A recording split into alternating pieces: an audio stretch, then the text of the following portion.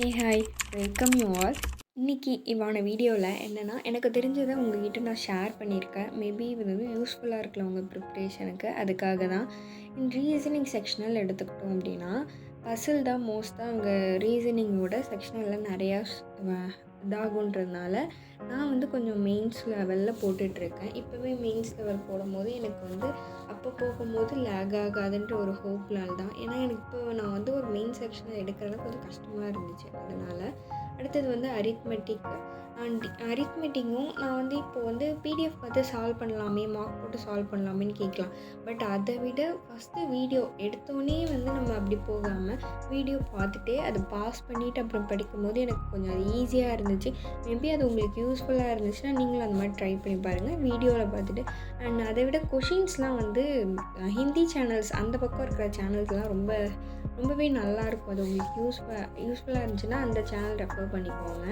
அதுக்கு நான் தமிழ் நல்லா இருக்காதுன்னு சொல்லலை, பட் ஹிந்தியில் இன்னும் கொஞ்சம் ஈஸியாகவே நமக்கு வந்து புரிகிற மாதிரி இருக்கும். அண்ட் அந்த கொஷின்ஸ்லாம் நல்லா வரும். ஸோ பாஸ் பண்ணி நம்ம படிக்கும் போது கொஞ்சம் எனக்கு ஈஸியாக இருந்துச்சு. அதை தான் உங்ககிட்ட ஷேர் பண்ணியிருக்கேன். யூஸ்ஃபுல்லாக இருந்து எடுத்துக்கோங்க. அண்ட் தென் கரண்ட் அஃபேர்ஸ்க்கு வந்து நான் அது பெருசாக பண்ணலை. எப்பயுமே கரண்ட் அஃபேர்ஸை எழுதுகிற மாதிரி எழுதிட்டு அண்ட் அதுக்கு வந்து எழுதிட்டு அண்ட் அதுக்கு ஒரு 10 மினிட்ஸ் 15 மினிட்ஸ் ஒதுக்கி அன்றைக்கான நியூஸில் எனக்கு என்ன தெரியுமோ அதை மட்டும் நான் கொஷின் மாதிரி ஹிண்ட் மாதிரி எழுதி வச்சுப்பேன். அந்த ஹிண்ட்ஸ் வந்து இன்றைக்கி படிச்சுட்டு அது கொஞ்சம் இன்னொரு வாட்டி ரிவைஸ் பண்ணும்போது ஈஸியாக புரியுமே அப்படின்றதுக்காக தான் அந்த ஹிண்ட்ஸு. அதனால தான் அதை அப்புறம் வந்து ஒரு சார் சொல்லியிருந்தார், நீங்கள் வந்து ஒவ்வொன்றுத்தையும் தனித்தனியாக ஸ்ப்ளிட் பண்ணி எழுதி வைங்க. இப்போ ஜிடிபின்னா அதை தனியாக எழுதி வைங்க. இல்லை ஏதாவது இண்டெக்ஸ் விட்டுருப்பாங்க, ரேங்கிங் விட்டுருப்பாங்களே, இண்டெக்ஸ்னால் எத்தனை இண்டெக்ஸ் விட்டுருக்காங்களோ அதை அப்படியே எழுதுங்க ஜூன் மந்த்துக்கு. அந்த மாதிரிலாம் எழுதி பழகணும் அப்படின்னா நமக்கு அது கொஞ்சம் ஈஸியாக இருக்குன்றதுனால தான் அதை நான் பண்ணிகிட்டு இருந்தேன். அண்ட் தென் அப்புறம் நான் கொஷின் பேட்டர்ன் சொன்னால அதை தான் இப்போ எழுதிட்டுருக்கேன். அண்ட் எதுனா இன்றைக்கி எழுதுனேன்னா அதே மாதிரி இன்னைய டேட்டில் ஜூன் மந்த்தும் எழுதலாம் அப்படின்ற மாதிரி. ஏன்னா நான் ப்ரீவியஸ் வீடியோ என்னோடய கரண்ட் அஃபேர்ஸ் வீடியோவில் சொல்லியிருந்தேன் அதை நான் எப்படி எழுதணும் அண்டு அதை எதை பார்த்து நான் எழுதுகிறேன் அப்படின்ற மாதிரியும் சொல்லியிருந்தேன். ஸோ அதை தான் நான் எழுதிட்டு இருந்தேன். அண்ட் முடிச்சுட்டு வீக்லி ஒரு ரிவிஷன் இந்த வீக்குக்கான ஜூலை ஃபர்ஸ்ட் வீக்குக்கான ரிவிஷனும் பார்த்தேன். ஓகே, ஓரளவுக்கு புரிஞ்சது, நாட் அந்தளவுக்கு புரியலன்னு சொல்ல மாட்டேன்.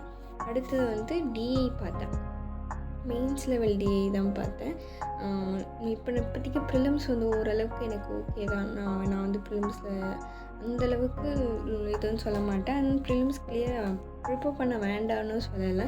லாஸ்ட் ஒரு 10 days 15 days நம்ம ப்ரிலிம்ஸ்க்கு நல்லாவே மார்க் எடுக்கலாம். அதுக்கு முன்னாடி இப்போ இருக்கிற டைமில் நம்ம வந்து நல்லா மெயின்ஸுக்காக டைம் ஒதுக்கிக்கலாம். ஒரு 70% மெயின்ஸ் கொடுத்தீங்கன்னா ஒரு 30% ப்ரிலிம்ஸ் கொடுக்கறது தப்பில்லைன்னு நான் நினைக்கிறேன். இங்கிலீஷ்க்கு வந்து நார்மலாக நம்ம எப்படியும் படிக்கிற மாதிரி படித்தாலே போகும். எடிட்டோரியல் எனக்கு வந்து இப்போ ரீசன்ட் டேஸாக அது வந்து எனக்கு ஏதோ ஹெல்ப் பண்ணுற மாதிரி இருக்குது. எடிட்டோரியல்னு நான் சொல்ல மாட்டேன், ஏதோ ஒரு சின்ன விஷயம் நான் பண்ணுற ஒரு சின்ன விஷயமும் எனக்கு கொஞ்சம் ஹெல்ப் பண்ணுற மாதிரி ஒரு வீடியோஸ் பார்க்குறதா இருக்கட்டும். அதுலேருந்து ஒரு வீடியோ பார்க்கறனா ஒரு 3-4 வாட்டி பார்க்கும்போது எனக்கு ஹெல்ப்ஃபுல்லாக இருக்குது. இல்லை பார்க்கலாம் இந்த டெஸ்ட்டில் நீங்கள் இங்கிலீஷில் வந்து நான் வந்து 7 ராங் இருந்தது அண்ட் 7 ராங் இருக்குது. எனக்கு இது வந்து நாட் நியூ அண்டு ரொம்ப புதுசாகவே இருந்துச்சு. 7 ராங்குன்றது வந்து நீங்கள் சொல்லலாம் பெரிய தப்பு தான், ஆனால் எனக்கு அது ரொம்ப புதுசாக இருந்துச்சு. 7 தான் ராங்குன்றப்போ இங்கிலீஷில் சொல்கிறேன், நாட். ஏன்னா இங்கிலீஷில் நான் வந்து 20 எடுத்தாலுமே எனக்கு மார்க்ஸ் ஏதோ 1 digit சிங்கிள் டிஜிட்டில் தான் வரும். பட் இதில் வந்து நல்லாவே இருந்தது. ஸோ அதனால தான். ஸோ தேங்க்யூ ஃபார் வாட்சிங். மேபி யூஸ்ஃபுல்லாக இருந்துச்சுன்னா ஷேர் பண்ணிக்கோங்க. தேங்க்யூ.